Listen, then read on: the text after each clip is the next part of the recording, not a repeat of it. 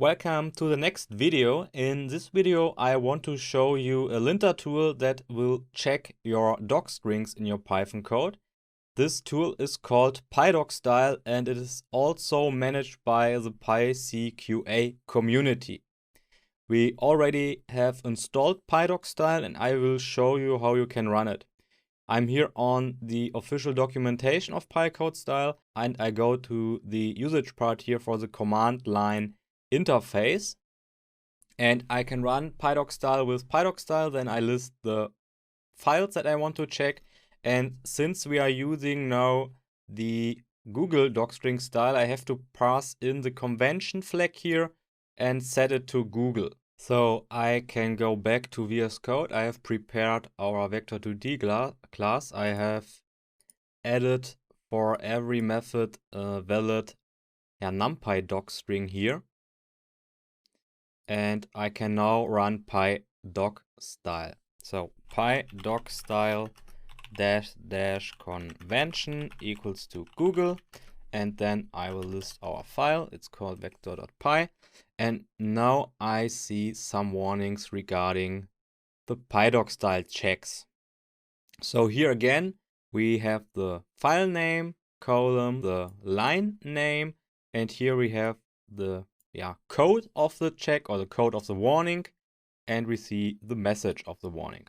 So here we can see we have the code D200 and the text is one line docstring should fit on one line with quotes. And if your docstring text here is only a one-liner, the Pydocstyle tool would suggest that the opening 3 single quotation marks and the closing 3 single quotation marks should be in the same line. So if I just added here line 1 and 13, these two warnings should disappear as we see. And now we have the warning with the code D300, which says triple double quotation marks should be used instead of triple single quotation marks. This is just the default behavior that Pydocstyle expects. However, we can disable this warning here. If I go back to the official documentation, I can scroll down a bit, and here we see we also can add a configuration file here. We can add a .pydocstyle file. So I will create it here, .pydocstyle, and here we have to enter at least this Pydocstyle section here, and then we can define our user-defined configurations. So if I scroll down a bit, I can here see an example, so I can copy this. And I see, for example, that Pydocstyle should only check files that end with .py, so it just checks Python files, obviously. And here in line 3, at the ignore part, I can set D300. And if I rerun now our command, we still get the warning here, the D300 warning. This is because, since we are using here a convention, there are several ignores under the hood set by the Google convention.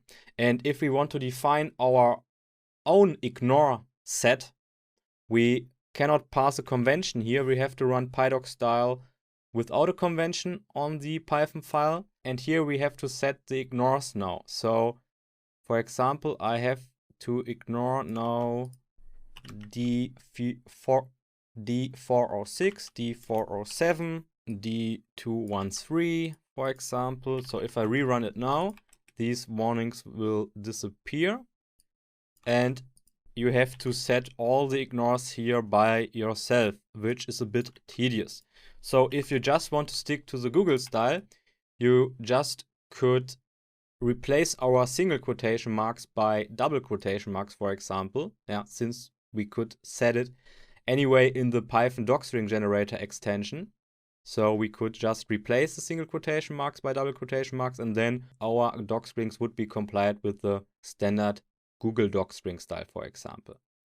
If you do not want to use one of these standard conventions, as I said, you can set it by your own in the .pydocstyle file. So now I would see, for example, we have still one warning left in line 13. One blank line requires before class docstring, for example.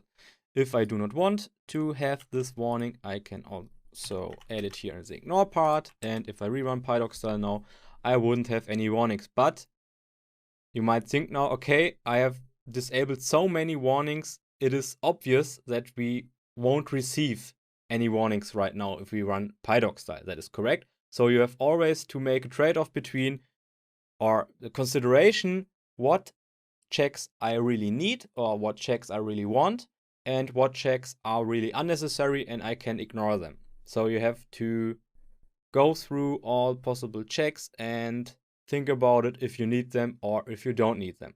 After all, this Pydocstyle linter isn't that important in my opinion, because most times it just checks the format itself. And if you use the Python docstring generator, as I did in VS Code, the format itself is always correct.